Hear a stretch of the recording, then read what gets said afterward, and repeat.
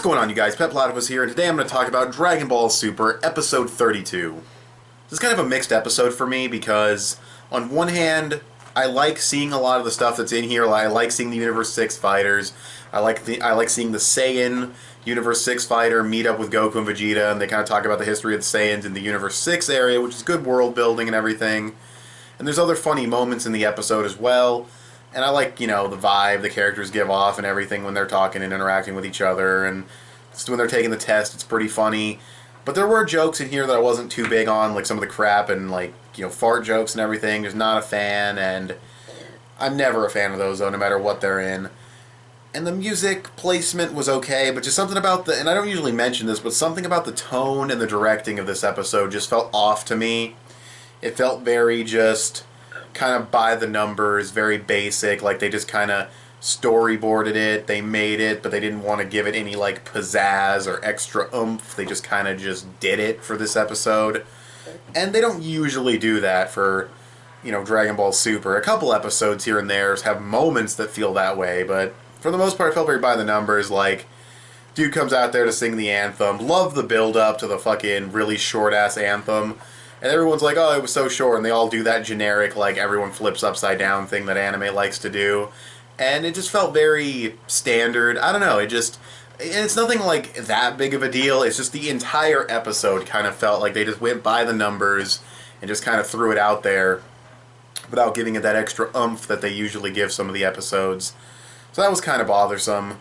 Like I said, I don't usually talk about the directing or the tone of the episodes, but that I felt it was something I should mention here. But again, introducing those characters was cool, even though a couple of them talked. I liked seeing the one that's like Frieza give that friendly smile. That's very interesting. I do want to know more about that character. The Saiyan was interesting, talking about Universe 6 and doing a little bit of universe building. The new seats looked really cool. I liked artistically how Whis' seats looked compared to fucking Vados's, but yeah, overall the episode was well paced, and the animation wasn't too bad for the most part. Even the sparring, which they did that thing that they just really love to do with Dragon Ball Super, where the animation is still pretty good, but the actual artwork suffers greatly. And I don't know why. I think they're really rushing Super, and why would you rush Dragon Ball? But they did that for the sparring animation. That's not the problem with the sparring. The motion was fine, the art was kind of sloppy, not too off-model compared to what we've seen before. I won't even care about that. The problem with the sparring scene is that they cut out a scene from the manga that was so fucking awesome, where Goku and Vegeta both go Super Saiyan Blue or Super Saiyan God Super Saiyan, and they take their fighting poses that they had when they originally fought. Goku lowers the arm, puts the other arm up, takes that low stance. Vegeta takes that stance where he puts his arm up. The classic Dragon Ball fighting poses that they took way back in the day. And that wasn't in the anime. That shit almost had me tearing up when I read that in the manga chapter. I was like, oh, that's such a fucking awesome callback. And then they didn't do it in the anime at all. And why, I have no fucking idea. That's just really stupid, but yeah. So for me personally, that was a huge negative, because I loved that moment. What else was kind of different from the manga? They changed how Boo failed the test. In the manga, they were like, you failed every question, you even spelled your name wrong, which was really funny. At least in the translation I read, that's what it said. In this, he just fell asleep, and they're like, yeah, once he's asleep, you can't wake him up. It's still kind of funny, but I preferred the manga version. So far, I would say, I don't know, because the anime, the first episode of the Universe 6 arc was better than the manga version. And the stuff with Jocko and Bulma, I think overall was about on par with the manga version. The stuff they added was good and everything. I think the place they went to looked a little better in the manga version. But this here was definitely better in the manga. Everything this episode had was definitely better in the manga. So that's kind of a shame. But yeah, I just don't have a lot of enthusiasm when talking about this episode because, like I said, there was not a lot of enthusiasm in its overall directing and tone, so it's just kind of a whatever episode of Dragon Ball Super. Give it a 6.5 to a 7 out of 10.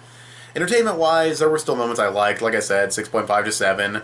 That's a decent score. Toriko fans, that's a decent to good score. Relax on that fucking Toriko review I made. Holy shit. No, I don't really care about the dislikes. But yeah, it has a lot of dislikes, so keep that in mind that I gave it a good / decent score. But anyways, joking aside, yeah, it was a Dragon Ball Super episode. What a thing to say. It was a Dragon Ball Super episode. It was. It wasn't one of the best, though, which is a shame. Hopefully the next episode's good. It looks like the animation's going to be at least artistically on point, so we'll see what happens in the next episode. Goku's going to fight the big Winnie the Pooh bear guy. We'll see what happens, but yeah, and the opening changed up a little bit. They threw in some animation for these new characters. Please let whoever did that scene in the opening, please let him do, like, one scene in this arc. Just please, let somebody who can do high-caliber art and high-caliber animation do something on Dragon Ball Super. I can't believe after 30-something episodes we haven't had a top-tier animator come in there and do something. But anyways, like I said, 6.5 to 7, whatever. It was a whatever episode of Dragon Ball Super. It was okay, you know. But anyways, thanks for watching this video. Tell me what you guys thought of this episode of Dragon Ball Super in the comment section below. You can follow me on Instagram or add me on PSN. I'm petplatypus on both. Give this video a thumbs up. That would help me out a lot. Subscribe if you haven't already or if you like what you've seen here. And I'll talk to you guys later. Bye.